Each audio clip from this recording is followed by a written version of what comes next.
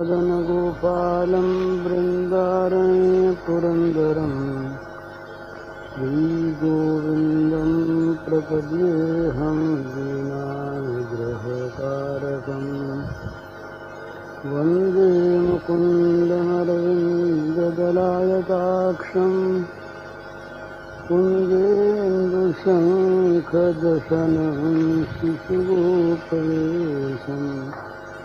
इन्द्रादिदेवगणवन्दितपादपीठम् वृन्दावनालयमहं वसुदेवसूनुम् नवजलधरवर्णं चम्पकोद्भासिकरणं विकसितनलिनास्यं विस्फुरन्मन्दहास्यं कनकरुचिदुकूलं चारुवर्हावचूलं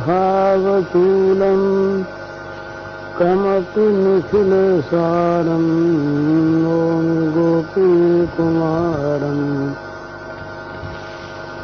वंशीविभूषितकरान्नवनीरदाभात् पीताम्बरागरुणबिन्दकलाधरोष्ठात् पूर्णेन्दुसुन्दरमुखादरविन्दनेत्रात् कृष्णात् परं किमपि तत्त्वमहं न जाने।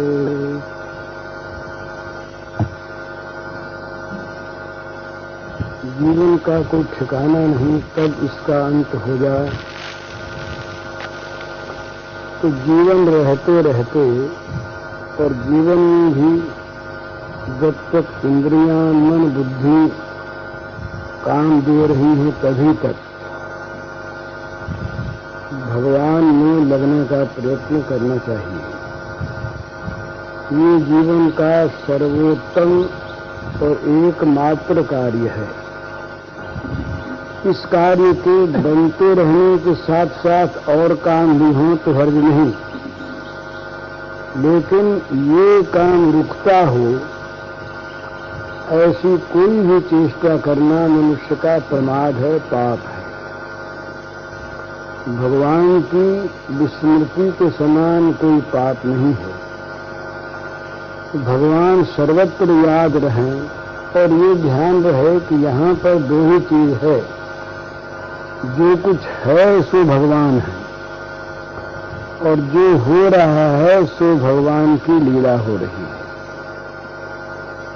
सब रूपों में भगवान ही प्रकट होते हैं। तो पहले अच्छे अच्छे रूपों में देखें, फिर बुरे रूपों में। मनुष्य का ऐसा स्वभाव होता है कि अनुकूलता में तो शुभ की भावना करता है, प्रतिकूलता में नहीं करता। एक सामने सुंदर रूप दिखे आंख के तब तो उसका मन उसमें लगता है, और किसी बीभत्स रूप को देखे तो हट जाता है। पर वास्तव में बीभत्स में भी वही भगवान है जो सुंदर में है। उनके बाहरी रूप अलग अलग हैं, बाहरी क्रिया अलग अलग है, और बाहरी क्रियाओं में भेद भी रहना चाहिए। अभेद हो नहीं सकता व्यवहार में, परंतु सब में एक भगवान है, इसमें तो कोई संदेह ही नहीं। विद्या विनय संपन्ने ब्राह्मणे गवि हस्तिनी शूनि चैव स्वपाकी च पंडितः समदर्शिनः। भगवान कहते हैं कि विद्वान पुरुष जो हैं वे समदर्शी होते हैं, समान देखने वाले। तो जो बाहर से देखने में जिनका व्यवहार एक सा है ही नहीं, किसी प्रकार से भी जो जिनका मेल नहीं खाता, उनमें भी भगवान एक हैं। विद्या विनय से संपन्न ब्राह्मण और चांडाल, कुत्ते का मांस खाने वाला चांडाल, इन दोनों में कोई मेल नहीं। वो अत्यंत क्रूर है, वो अत्यंत सौम्य विद्या विनय संपन्न है। और 3 पशुओं के नाम गिनाए, हाथी, गाय, कुत्ता। हाथी, गाय, कुत्ते के शरीरों में भेद, आकार प्रकार में भेद, एक बहुत बड़ा, एक बहुत छोटा, एक बीच का। इनके उपयोग में भेद, कुत्ते की सवारी कोई नहीं करता, हाथी की सवारी सब करना चाहते हैं। गाय का दूध सब पीना चाहते हैं, कुतिया का कोई नहीं पीता। इनके भोजन में भेद, इनके मूल्य में भेद, इनके रहने के स्थानों में भेद, इनके व्यवहार में भेद, परंतु इन सब में ही परमात्मा एक ही है। तो इस परमात्मा को जो सब में दिखता है, वो बाहरी रूपों को देख करके उनमें आंतरिक भेद नहीं मानता। व्यवहार में भेद, सोने का कड़ा और सोने की कंठी दोनों में समान सोना है, तो उनका दोनों सोना ही है, दोनों की कीमत भी एक है। पर नामों में भेद है और व्यवहार में भेद। हाथ का कड़ा गले में कोई पहन नहीं सकता, आता ही नहीं, और गले की कंठी हाथ में कोई पहन नहीं सकता, हालांकि दोनों सोना है। इसी प्रकार से व्यवहार में भेद, हाथ भी अपना और पैर भी अपने, दोनों में आत्मा में कोई भेद नहीं। हाथ भी हम हैं, पैर भी हम हैं।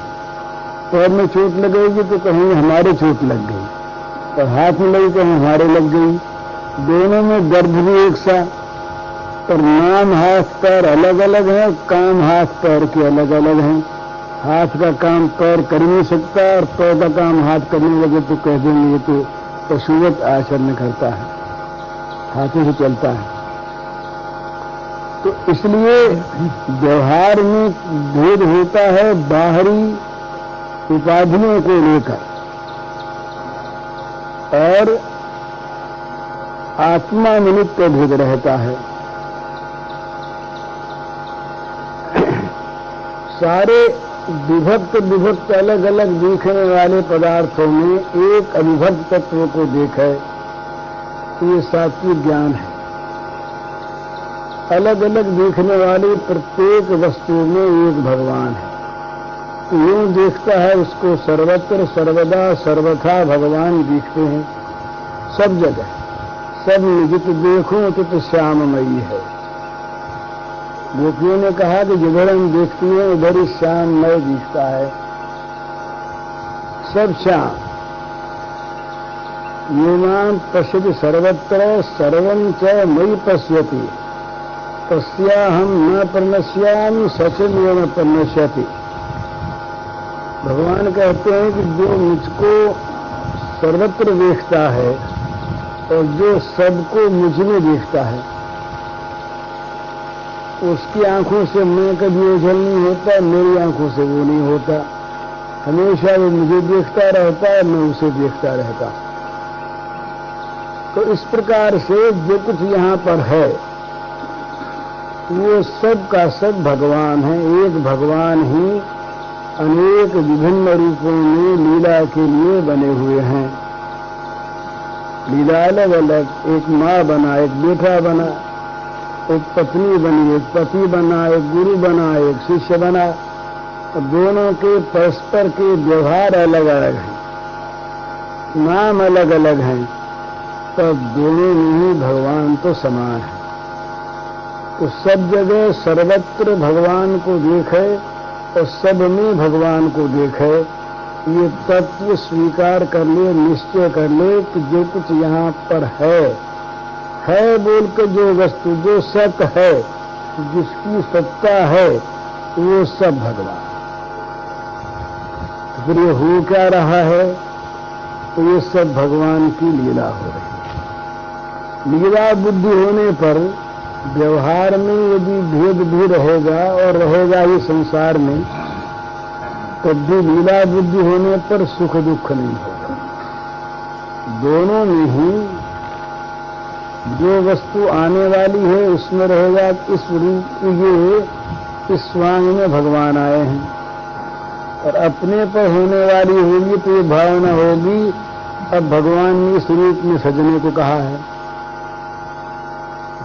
भाई अब मृत्यु आई तो मौत के रूप में भगवान आए, और बीमार हुए तो बीमारी के रूप में सजना है।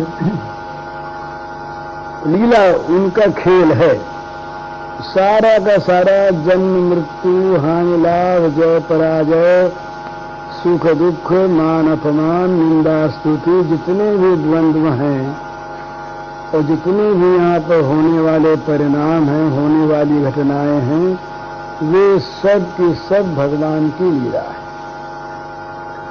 जो है वो भगवान, जो होता है ये भगवान की लीला। तो हम लोग क्या करें, या तो लीला में हम भी एक पात्र बने रहें, लीला देखें और उनके आज्ञानुसार लीला करें। जहां पर जैसा करने के लिए भगवान ने आज्ञा दी, भी रोगी है तो सेवा करो, माता है तो प्रणाम करो, सेवा करो, पत्नी है तो प्यार करो, बच्चा है तो दुलार करो, उसे आदमी बनाओ, गुरु हो तो अच्छी शिक्षा दो, स्वयं अच्छे आचरण करके, शिष्य हो तो गुरु भक्ति करो, उनसे सीखो। तो अपने अपने क्षेत्र में अपने अपने देश के अनुसार खेल करें। खेल कहीं बिगड़ने न पावे, खेल खराब न हो जाए। खेल खराब हमने कर दिया अपनी मूर्खता से या लापरवाही से, तो खेल मालिक का बिगड़ा, और हम अच्छे खिलाड़ी नहीं हुए तो हमारी फिर कुछ दुर्गति होगी, कुछ नीचा खेल मिलेगा फिर दूसरा। तो लीला देखें और लीला करें, ये हमारा काम। अपनी अपनी करें, उसमें भी उसको देखें ही कि यहाँ भी भगवान की लीला ही हो रही है। जो हो रहा है वो भगवान की लीला, जो है वो भगवान। और जब ये है तो जब सर्वत्र भगवान को देखते हैं, सब में लीला देखते हैं, तो भगवान के स्मरण के सिवा किसका स्मरण होगा? जो वस्तु सामने आई वो भगवान, जो हो रहा है वो उनकी लीला, तो मन में जो आया सो भी भगवान। तो दिन रात भगवान का स्मरण होगा, दिन रात भगवान का दर्शन होगा, दिन रात भगवान से बातचीत होगी, दिन रात भगवान में रहना होगा, दिन रात भगवान के साथ संबंध बना रहेगा। ये भगवान ने कहा कि जो यूं देखता है वो सुदुर्लभ महात्मा है।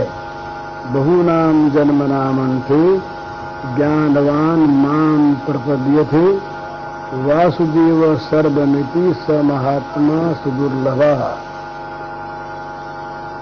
वासुदेव सर्वमिति, ये जो कुछ भी है सारा का सारा वासुदेव है। इस प्रकार जो मुझको भजता है वो सुदुर्लभ महात्मा है।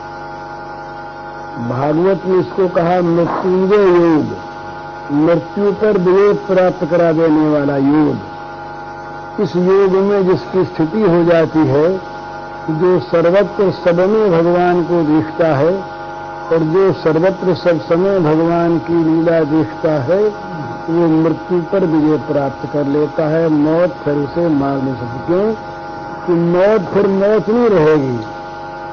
मौत भगवान और मौत भगवान की लीला। मौत के रूप में आए भगवान और मौत की क्रिया भगवान की लीला। तो फिर मौत मौत नहीं रहेगी, भगवान रहेंगे। मृत्यु के समय भगवान की स्मृति होगी, मृत्यु के रूप में भगवान के दर्शन होंगे। तो जितने भी भाव हैं वे भी ये चैव सात्विका भावा राजसास तामसास्ते मत्ते विदितान विधि नत्वहम तेषु ते मयि। जितने भी भाव हैं ये सारे भाव हैं। जब किसी को गुस्सा आवे अपने, तो ये सब भाव की भगवान की लीला में ये जितने भी बुरे खेल हैं आवेंगे नहीं।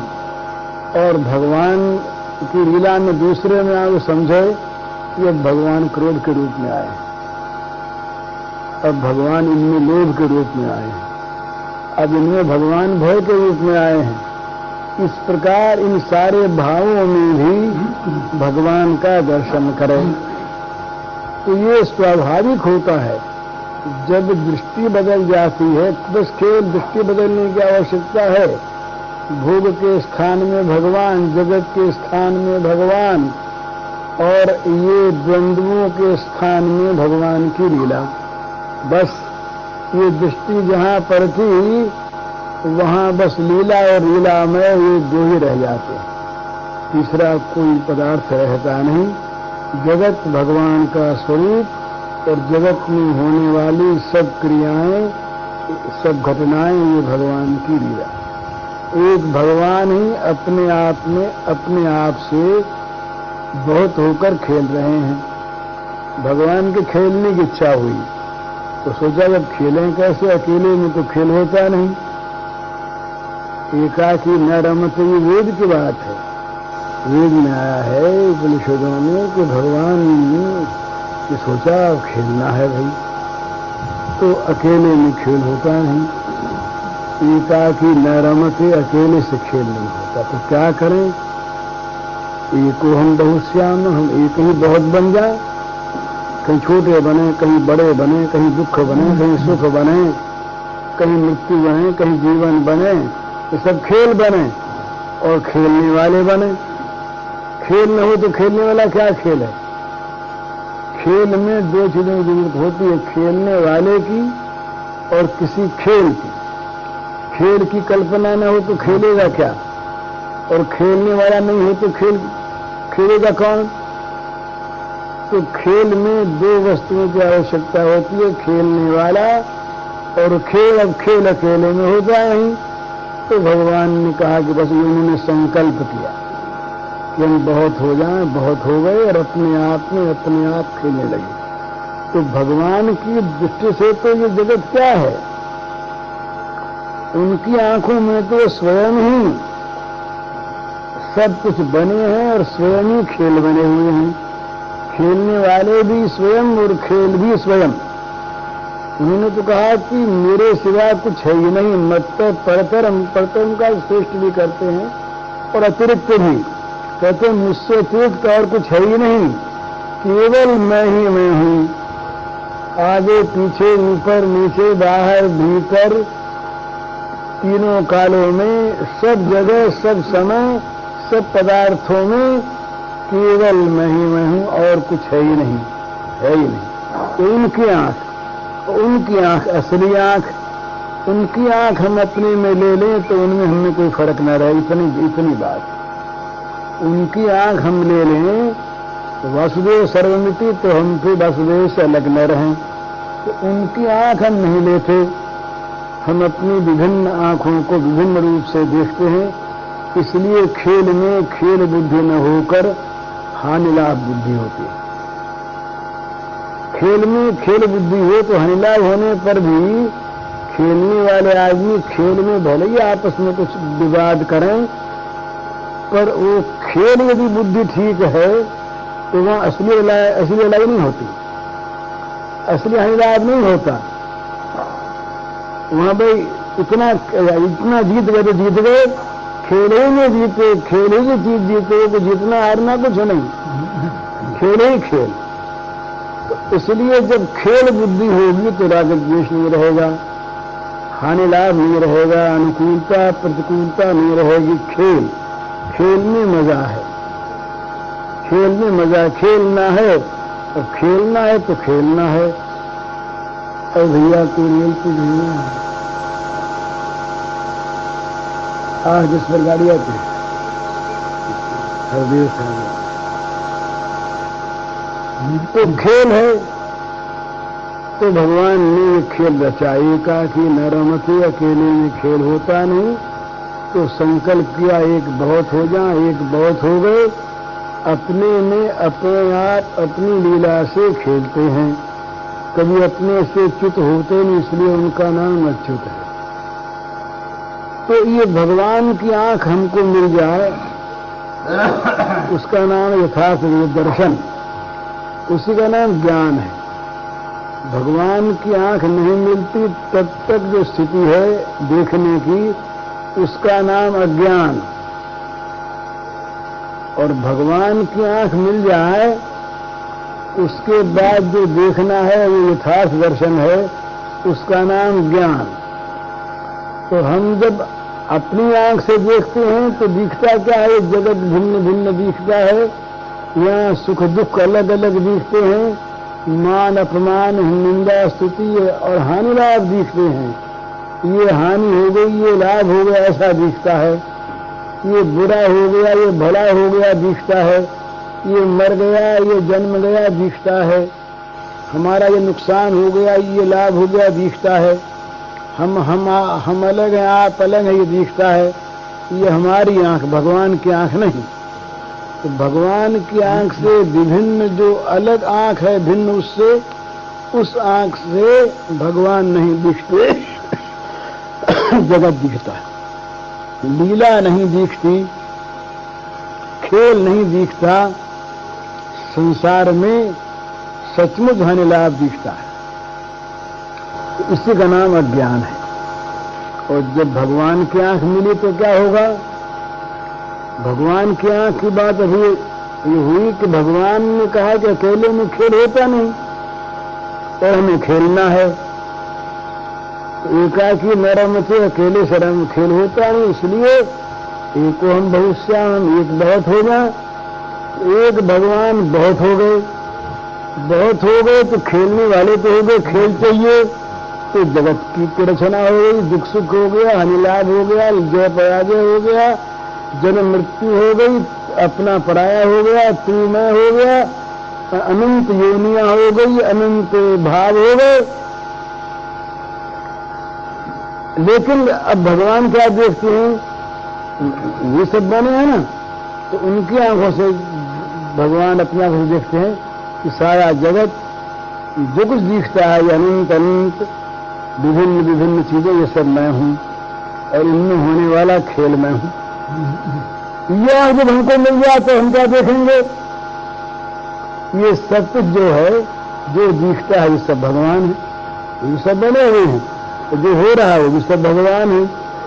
तो दो चीज दिखेगी, लीला और लीलामय, और दोनों एक हैं। तो लीला में भी भगवान और लीलामय भी भगवान। जो कुछ यहाँ पर है वो भगवान और जो दिखता है वो भगवान है, सो भगवान, और हो रहा है सो भगवान। ये असली आंख, ये आंख प्राप्त हो गई, उसके बाद सुख दुख रहेगा नहीं, हम यही रहेंगे। जब तक शरीर है तब तक हम यही रहेंगे। पर यहाँ होने वाला जो हानि लाभ हमको दिखता है, तो हानि लाभ न दिखकर भगवान की लीला दिखेगी। ये अपना पराया दिखता है, मेरा तेरा दिखता है, तू मैं दिखता है, ये सारा का सारा माया का खेल, ये नहीं दिखेगा। तू मैं रहेंगे, मेरा तेरा भी रहेगा बोली चाली में, लेकिन वो न तू मैं रहेगा, न तेरा मेरा रहेगा, लीला रहेगी भगवान की। तो भगवान की लीला और भगवान ये जब दिखते हैं तब यथार्थ दृष्टि हो गई। ये समदर्शन है। समदर्शन व्यवहार में भेद रहे पर निर्दोष में समन ब्रह्म, ब्रह्म निर्दोष, सब में समान भाव से सदा सर्वदा वर्तमान है। सब में नहीं, सबके रूप में भी। बहिरंत भूतानाम अचरम चरमेव च, अचर अचर जितने भी भूत प्राणी हैं उनके बाहर भी, भीतर भी और उनके रूप में भी, इस कमरे के अंदर भी, कमरे के बाहर भी और दीवार भी, सब आकाश रूप। इसी प्रकार जो कुछ है उस उनमें अंतर है, न बाहर है, न तेरा है, न मेरा है, न तू है, न मैं है, पर वही सब इन रूपों में बनकर खेल कर रहे हैं। ये उनके खेल की बड़ी विचित्रता है कि कहीं ऐसा रूप सामने दिखता है कि दिखते ही चित्त खिंच जाता है, आंखें हटती नहीं। इतने में ऐसा विकराल रूप आता है कि डर जाता, कांप जाता है, अरे राम राम क्या हो गया। यही सृजन और प्रलय सुंदर सृष्टि होती है, बड़ा सुहावना मालूम होता है। और वही सृष्टि यदि प्रलय के रूप में आ गई, सब खत्म होने लगा, बड़ा भयानक मालूम होता है, डर लगता है। पर दोनों में है क्या? दोनों में उनका लीला वैचित्र है। कोई कैसा खेल दिखाया कि डरा दिया, कैसा खेल दिखाया कि लुभा दिया। कितना विकट रूप सामने आ गया, कितना सौम्य रूप सामने आ गया।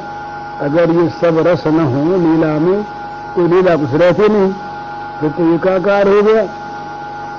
एकाकार में लीला नहीं, तो मन में एकाकार, अनुभव में एकाकार, दर्शन में एकाकार, बोध में एकाकार और व्यवहार में भिन्नता। व्यवहार की भिन्नता का असर अनुभूति में नहीं होना चाहिए। अनुभूति में व्यवहार की भिन्नता का असर हो गया तो भी अज्ञान, और व्यवहार में भिन्नता को छोड़ दिया और मन में भिन्नता रही तब भी अज्ञान। कुत्तों के साथ हम खाने लगे, बोले कुत्ता भी भगवान, हम भी भगवान, और मन में रहा कि ये कुत्ता है, हम भगवान हैं, हाँ हम आदमी हैं। कोई अनाचार तो हो गया, भगवान तो दिखे नहीं। और कुत्ते को न भी छूएं, हम अलग भी रहें, लेकिन कुत्ते में भगवान देखें तो ये असली ज्ञान है। व्यावहारिक भिन्नता का आभ्यंतरिक अनुभव पर असर न पड़े, और आभ्यंतरिक अभिन्नता व्यवहार में न आवे। व्यवहार में भिन्नता जहां जैसी आवश्यक है बनी रहे जब तक व्यवहार है। मां और स्त्री के अवयव में क्या फर्क है बताइए? लेकिन केवल व्यवहार ही नहीं, मानस भाव में अंतर है। स्वाभाविक मां को देख करके जो भाव आता है, पत्नी को देख कर वो नहीं आता। भला क्यों क्यों क्या बात है? आंख हमारी है, मन हमारा है, वो स्त्री के रूप में एक सी है, तो ये व्यवहार है। व्यवहार में भिन्नता आवश्यक है, अनिवार्य है। व्यवहार की भिन्नता को मिटाने जाना पागलपन है। व्यवहार में घृणा न हो, व्यवहार में अनात्म दर्शन न हो, व्यवहार में मन में अपने पराये का भाव न हो, व्यवहार में छोटा बड़ा तन मन में न समझा जाए। व्यवहार में सबका मूल, अनुभूति में सबका मूल एक सा है, लेकिन व्यवहार में जो भेद है वो तो हाथ पैर में रहता है, आंख कान में रहता है, मुंह गले में रहता है, सब अपने अंग हैं, सब एक है। इसी प्रकार व्यवहार का भेद मिटाना ये घृणा मिटाना नहीं है, ये तो पशुता है, पाशविकता है। पशु सब साथ खाते हैं, पर लड़ाई देखिए उनकी, जब लड़ते हैं आप हम एक दूसरे को मार डालते हैं।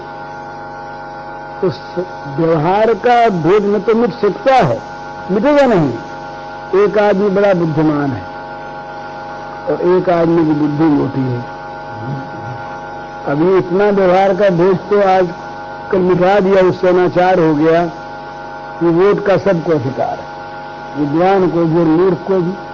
100 मूर्खों के वोट अलग ज्यादा हो गए, एक महाविद्वान जो अधिकार का पात्र था वो रह गया, अनधिकारी आ गया। ये अनार्य भावना है, ये बुद्धिमत्ता नहीं है। इससे योग्य का आदर नहीं होता, मूर्खों का आदर होता है। ये परिपाटी ही बुरी हिस्से लाभ नहीं होता, क्योंकि ये अस्वाभाविक है, ये ठीक नहीं। लेकिन मान लिया हो गया तो क्या बुद्धि एक सी हो गई? वोट से मान लीजिए एक आदमी जीत भी गया, पर वो अगर अत्यंत स्थूल बुद्धि का है, मोटी बुद्धि का है, उसमें शासन की योग्यता ही नहीं है, तो वो तो बिगाड़ेगा शासन को। बेचारा लावे कहां से ऐसे बुद्धि? तो हम समता नहीं कर सकते। बुद्धि ये व्यवहार को, एक आदमी को भूख बहुत लगती है, को कम लगती है, बोले सबको सामान खिलाओ। जिसको नहीं लगती है बेचारा ज्यादा खाएगा तो वैसे मर जाएगा। जिसको भूख लगती है उसको कम मिलेगा तो वो समझ जाएगा। तो ये शरीर, स्वास्थ्य, रुचि, अधिकार, बुद्धि, मेधा, स्मृति, विचार, ये सबके भिन्न भिन्न होते हैं, इसलिए एकता असंभव है। पर ये एकता असंभव होने पर भी इन सभी में सभी समय एक भगवान है, एक आत्मा है, इसलिए घृणा का पात्र कोई नहीं, बुरा कहलाने का पात्र कोई नहीं, अनादर का पात्र कोई नहीं, दुख का पात्र कोई नहीं। हम क्या पैर को दुख देना चाहते हैं और सिर को सुखी रखना चाहते हैं? पैर भी सुखी रहे, सिर भी सुखी रहे, दोनों अपने अंग समान, तो दोनों के अलग अलग काम हैं। मस्तिष्क का काम, पैर बड़े अच्छे हैं पर माथा खराब हो गया, पैर बड़े अच्छे हैं, पैरों में कोई दोष नहीं है, मजे में चल फिर लेते हैं, सब कुछ होता है, शक्ति है, ताकत है, बल है, सब है, पर कहां जाना है ये बतलाने वाला मस्तिष्क नहीं। तो मस्तिष्क का अलग काम, पैर का अलग काम, दोनों एक अंग है, एक शरीर है। तो इसलिए व्यवहार में भेद होते हुए भी उसको, परमात्मा को एक समझे। व्यवहार का भेद, इसका नाम लीला। व्यवहार में भेद न रहे तो लीला ही न रही। जहां एकाकारता हो गई वहां लीला नहीं है, एकाकार तो हो नहीं सकती। जब तक जगत की उत्पत्ति हुई है विषमताओं का कार्य नहीं होता।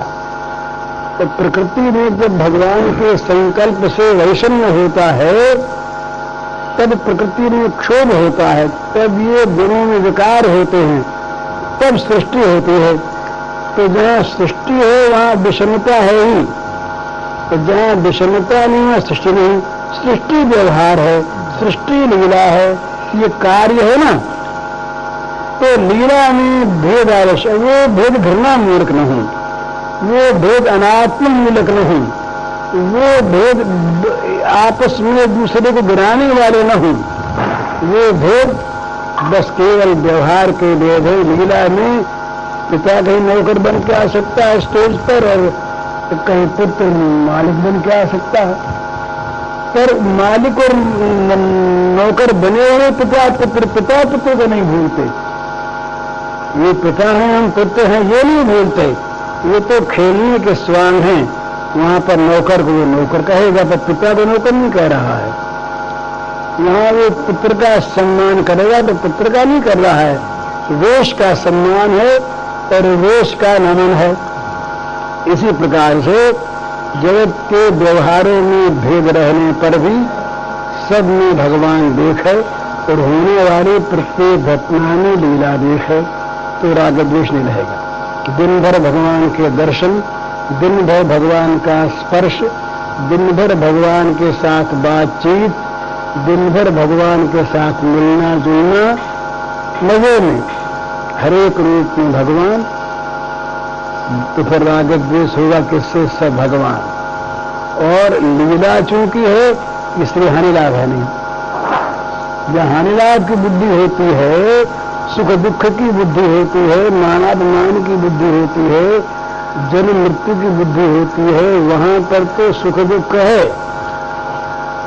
लेकिन जहां लीला है, मृत्यु भी एक लीला का स्वांग है और जन्म भी लीला का स्वांग है, हानि भी लीला, लाभ भी लीला, तो दोनों गोया लीला के ही स्वरूप हैं। तो राग द्वेष की वस्तु नहीं, जो है वो भगवान, जो होता है वो लीला। ये मानव जीवन में आने की चीज ध्यान में आ जाए तो व्यवहार सुधर जाएंगे अपने आप। व्यवहार जो होते हैं अपना पराया समझकर, आत्मा का भेद मानकर, तब तक तो स्वार्थ सीमित रहता है। और जब लीला होती है तो नुकसान पहुंचाने का प्रश्न आता है नहीं, क्योंकि नुकसान हम ही को होगा, वो हम ही तो हैं। व्यवहार में चाहे बेधंधा, हम अपने पैर से चलते हैं तो पैर दुखते हैं तो पैर दबाते भी हम ही हैं, हमारे ही पैर हैं। पैर को जो तकलीफ देते हैं तो पैर दूसरे हैं इसलिए नहीं, भाई पैरों को तो तकलीफ दो और सिर को ठीक रखो, क्योंकि पैरों में तकलीफ होगी तो क्या ये इसमें इतना क्या बिगड़ता है, ये बात नहीं है। पैरों को तकलीफ देते हैं, सहते हैं अपने लाभ के लिए, और फिर पैरों के दुख को मिटाने के बाद सोचते हैं आप गए पहुंच तो गए तो थक गए, भाई तेल मंगवाओ, इन पैरों को आराम दिलवाओ। आत्मभाव है ना, तो आत्मभाव में घृणा नहीं होती, आत्मभाव में स्वाभाविक पोषण होता है, आत्मभाव में स्वाभाविक रक्षा होती है।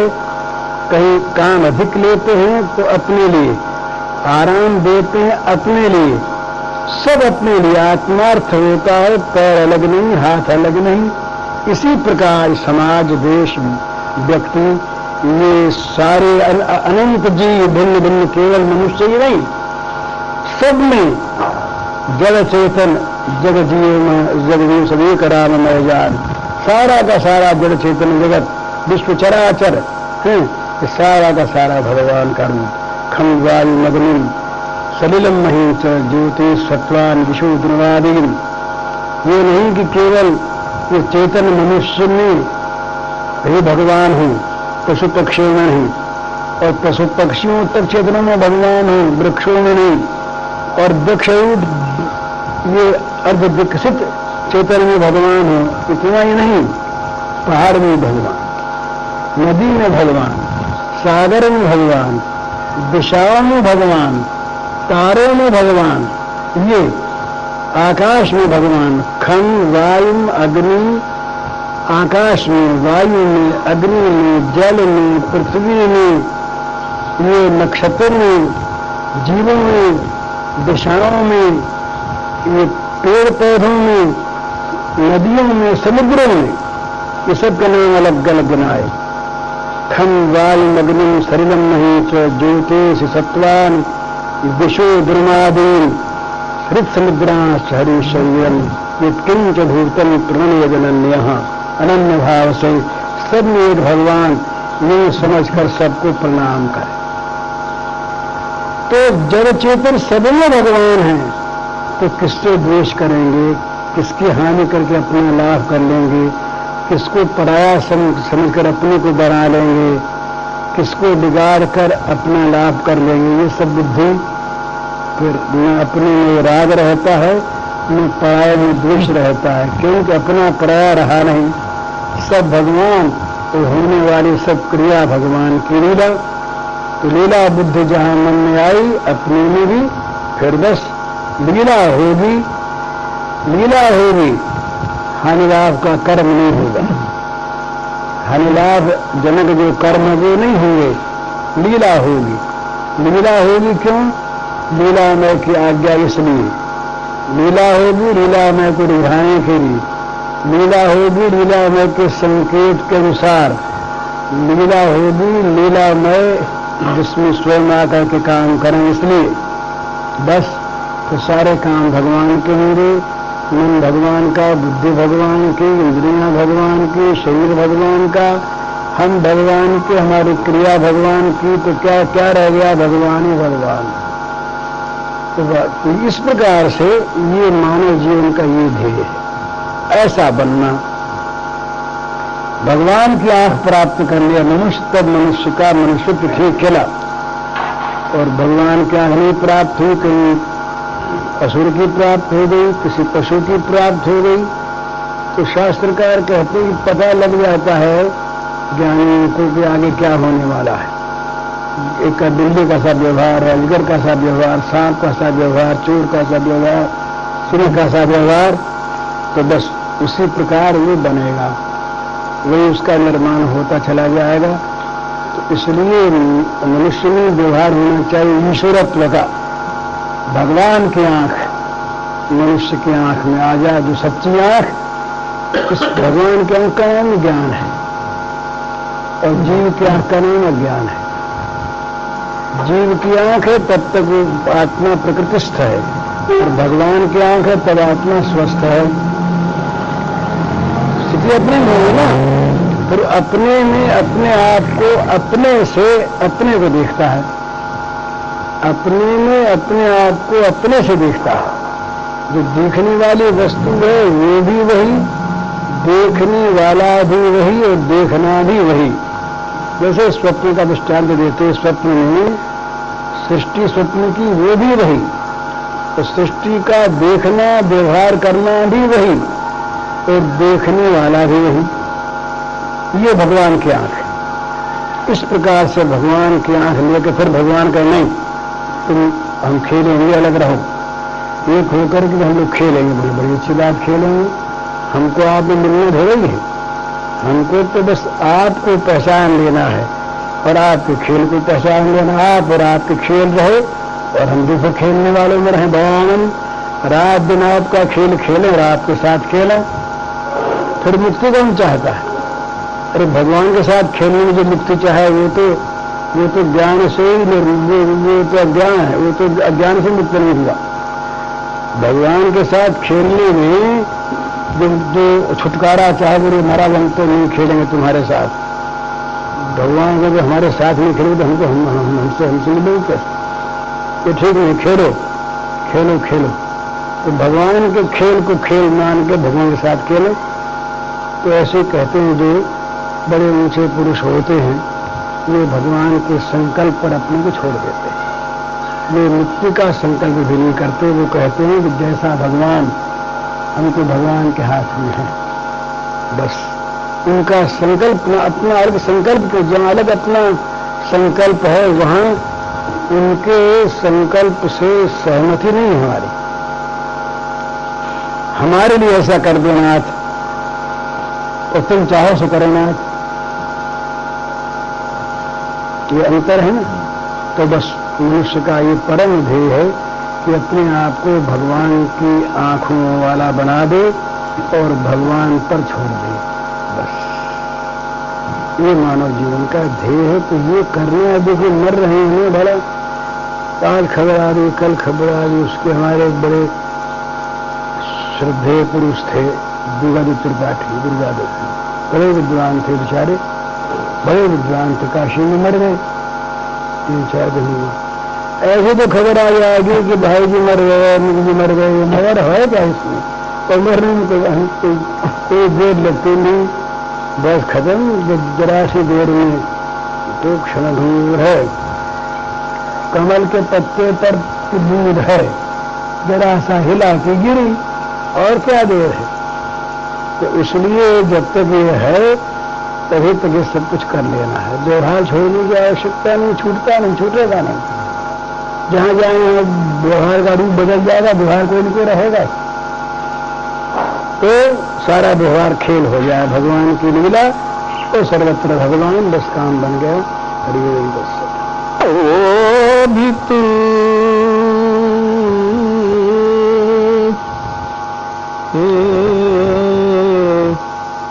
कर्मवली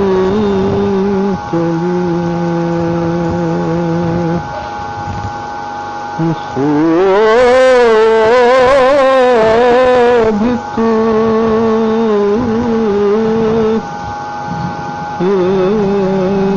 कर्मवली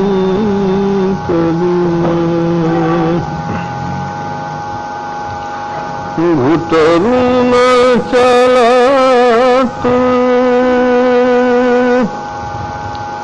मेरे नूतन मन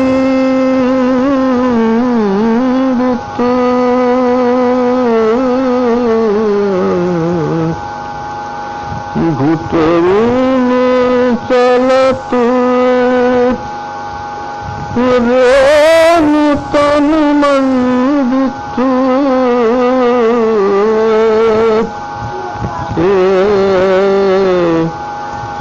खुद धिले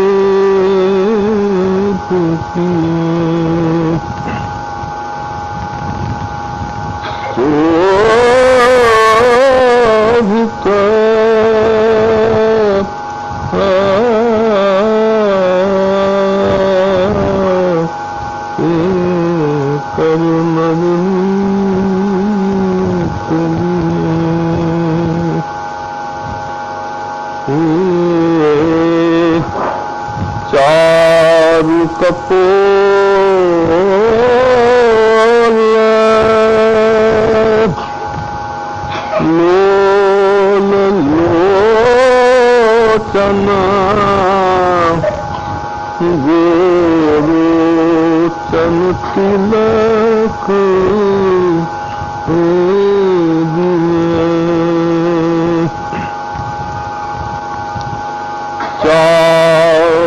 कपोल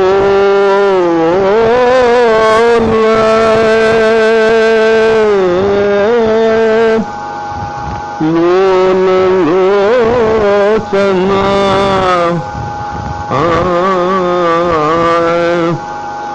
गुरु चन तिलक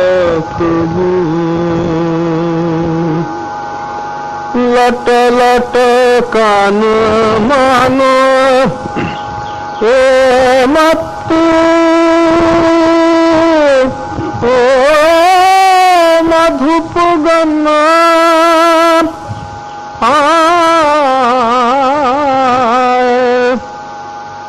लट लट कान मानो मत मधुप गन्ना मादक ये मधु ही पिए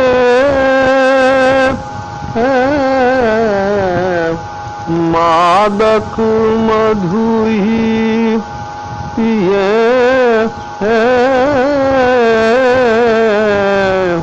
शोभित कर नवनीत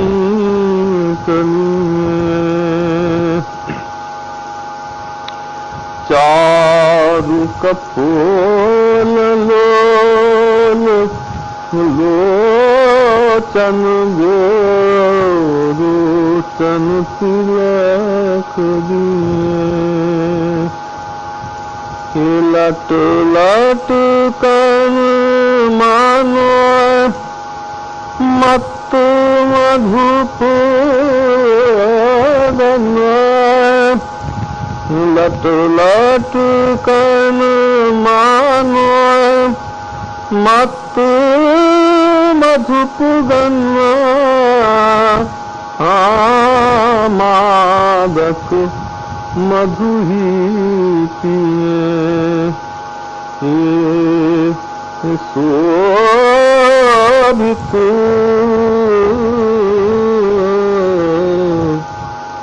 कर नवनीत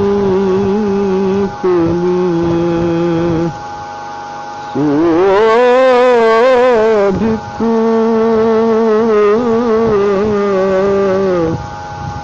कर नवनीत कथुला कंठ वज्र के हरि नख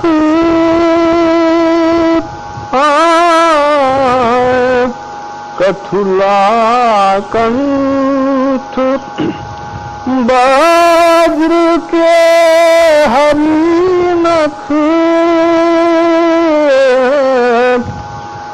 राजत रुचिर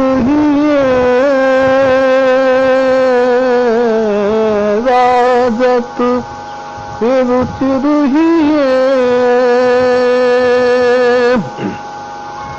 धन्य सूर एको हो पल यह सुख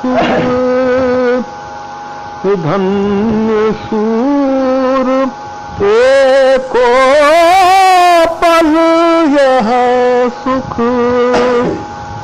का सतकल्प जिए का सतकल्प जिए शोभित कर नवनीत कथुला कंठ वज्र के हरि नख राजत रुचिर राजत रुचिर धन्य सूर एको पल सुख धन्य सूर एको पल यह सुख का सत कल्प जिए का सत कल्प जिए ये शोभित ये कर नवनीत घुटरून चलत रेणु तनु मंडित घुटरून चलत रेणु तनु मंडित मुख दधिले शोभित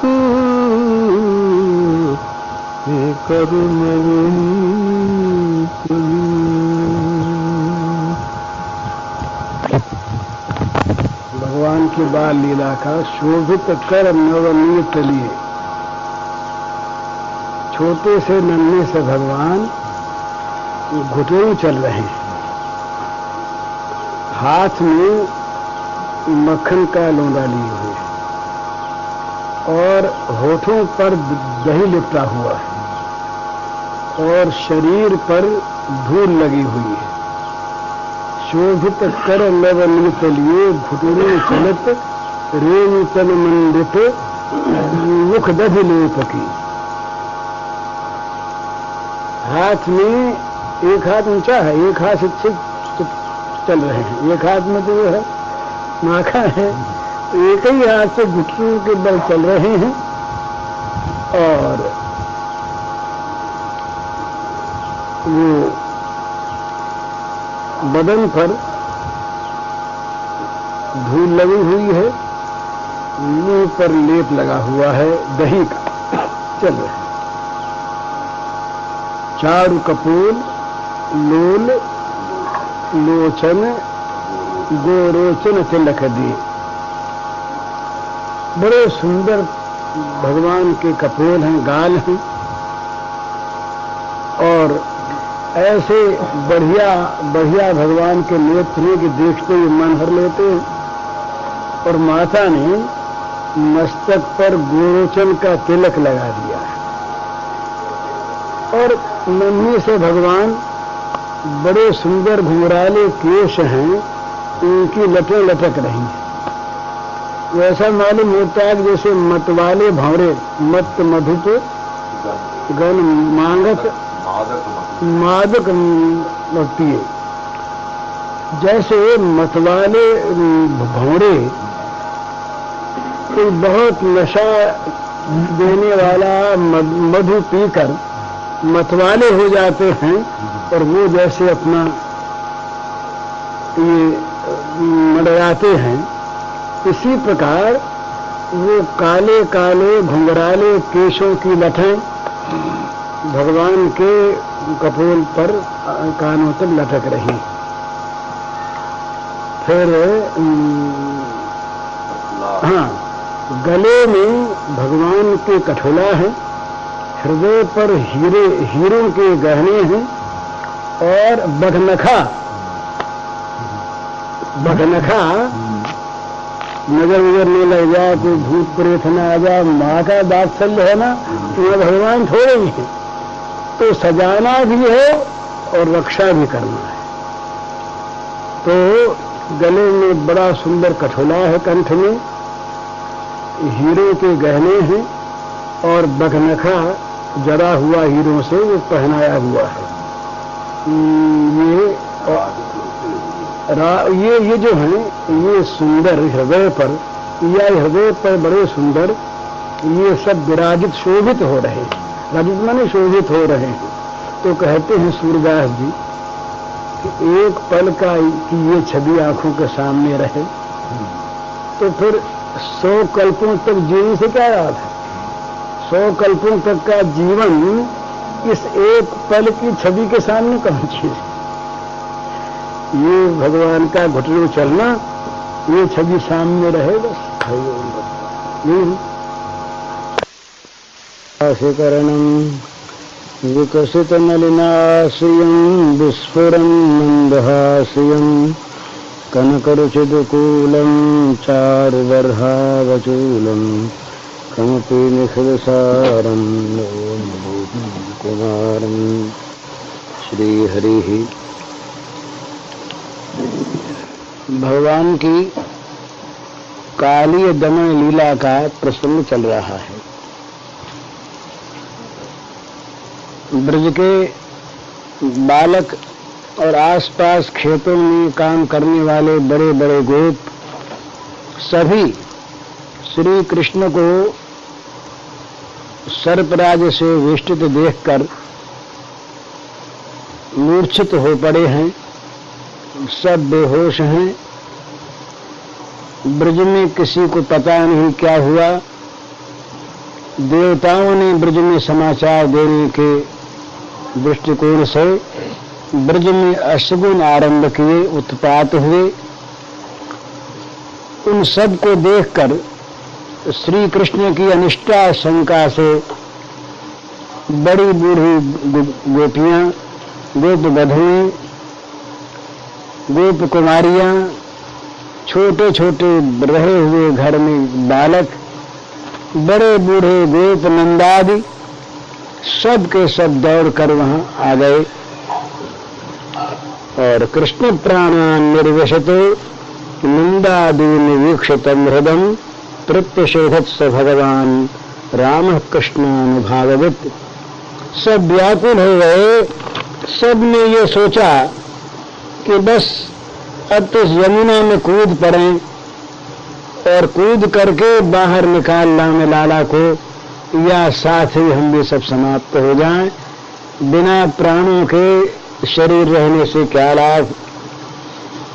तो सब के सब कूदने के लिए जब अग्रसर हुए नंद बाबा आदि, तो दाऊ जी जो थे बलदेव जी, उन्होंने उनकी जीवन रक्षा के लिए उपाय किया।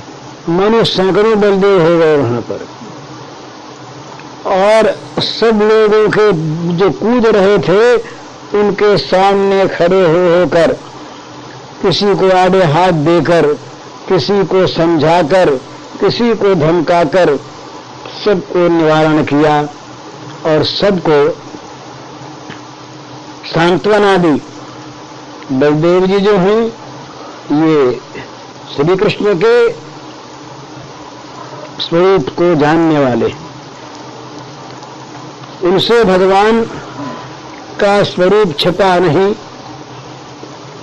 कृष्णानुभावित श्री कृष्ण से महाप्रभावज्ञ ब्रजवासिनां प्रिय भगवान सर्वशक्तियुक्त राम बलदेव कृष्ण प्राणान श्री कृष्णैक जीवना नंदादीन नंदा सर्वजवासन तम हृदम निर्विशतः प्रवेष्टुम उद्युक्तान वीक्ष आलोक्य प्रत्यशोधत निवारितवान। तो उन्होंने देखा कि ये सब के सब डूब रहे हैं, तो सबको बचाया और फिर जरा प्रेम भरी दृष्टि से श्याम सुंदर की ओर देखा, संकेत किया उनसे। मानो दाऊ जी ने संकेत किया कि भैया कृष्ण, तुम्हें क्या खेल रच रहे हो। अनंत काल तक और अनंत नाग रूप जिसके हजार हजार फन हैं, उनकी सैया पर सोते रहते हो और हजारों फन तुम्हारी छाया करते रहते हैं, तुम खेलते रहते हो कि अब तक सांपों को लेकर खेल करने की तुम्हारी इच्छा पूर्ण नहीं हुई। तो अब तुम ब्रज में आकर इस तुच्छाति तुच्छ काली सर्प के साथ तुम खेल कर रहे हो। भाई, यदि तुमको सांपों के साथ ही खेलना हो तो जिस शेष जी को तुम सैया बना के सोते हो वहां अपना खेला करो। पर इस नंद ब्रज में जहां पर सभी गोप गोपी प्रेमानंद हैं, तुम्हारे प्रभाव को जानना नहीं चाहते उनके मुनों को दुख देकर और उनके जीवन को अंत करके तुम अगर ये खेल करते रहोगे तो क्या लाभ होगा। अब भैया थोड़ी देर भी तुमने ये खेल इसी प्रकार से शुरू रखा तो बस ये ब्रजवासी यमुना में प्रवेश कर ही जाएंगे। उनको रोकते हुए मानो बलदेव जी ने श्याम सुंदर की ओर देखकर इशारा किया कि अभी तो मैंने इनको रोका है, पर इनको रोकना, इन प्रेमांध लोगों को रोकना मेरे वश की बात नहीं। ये तुमको इस रूप में देखकर ये तो बस डूब ही जाएंगे, सब अभी कूद पड़ेंगे। तो इस प्रकार ब्रजवासियों को रोक के इशारा किया। इधर अधीर होकर के सारे ये नंदादि गोप हा कन्हैया हा कृष्ण इस प्रकार पुकार करने लगे। तो इत्थम स्वगोकुलमनन्य गतिम निरीक्ष्य स्वस्त्री कुमारमति दुःखितमात्महेतो आज्ञायमर्त्य पदवीमनुवर्तमानः स्थित्वा मुहूर्तमुदतिष्ठतु रङ्गरङ्गन्धात् तत्प्रथ्यमानवपुषा पथितात्मभोगस्त्यक्तोन्मय्य कुपितः स्वफनान् भुजङ्गः तस्थौ श्वसन् श्वसनरन्ध्रविषाम्बरीशस्तद्धेक्षणोन्मुखमुखो हरिवीक्षमाणः तं जिह्वया द्विशखया परिलेलिहानम् द्वे सृक्कणीयति करालविषानुदृष्टिम् त्रिरन्नमम् परिससार यथा खगेन्द्रो वभ्रामसोऽप्यवसरम् प्रसवीक्षमाणः एवं परिभ्रमतौजसमुन्नतांस मानम्य तत्प्रथुशरप्सुदौर्याद्यः तन्मूदरत्ननिकरस्परसातिताम्र पादाम्बुजोऽखिलकलादिगुरुर्ननर्त गुरु तन्नर्तुमुद्यतमवेक्ष तदा तदीय गन्धर्वसिद्धसुरचारण देवद्व प्रीत्या मृदंग तनवानक वाद्यगीत पुष्पोपहारनुतिभिः सोपसेदु यद्यच्छिरेण नमतङ्गशतैकशीर्षणस्तन्नमर्द खरदण्डधरोङ्गुरिपातैः क्षीणायुषो भ्रमतोल्वनमासक्तो शृङ्गस्तोगमन् परमकस्मरमापनावः तस्याक्षिधरगरलमुद्वमतस्यसु यद्यत् समुन्नमति सिन्निश्वसतोरुषोत्तयि नृत्यन् पदानुनमयन् दमयान् बभूव पुष्पैः प्रपूजितैः इवेह पुमान् पुराणम् तच्चित्तताण्डव विरुग्मफनाथपत्रो रक्तं मुखैरुर्वमन् नृप भग्नगात्रम् स्मृत्वा चराचरगुरुम् एषं पुराणं नारायणं तमरणं मनसा जयाम। हाँ, तो कहते हैं कि इस प्रकार से जब इशारा प्राप्त किया। हरिओम तत्सत। पूज्य श्री भाई जी के इस प्रवचन का शीर्षक है सर्वत्र भगवत दर्शन से व्यवहार सुंदर होगा और इसका कैसेट संख्या है 76A।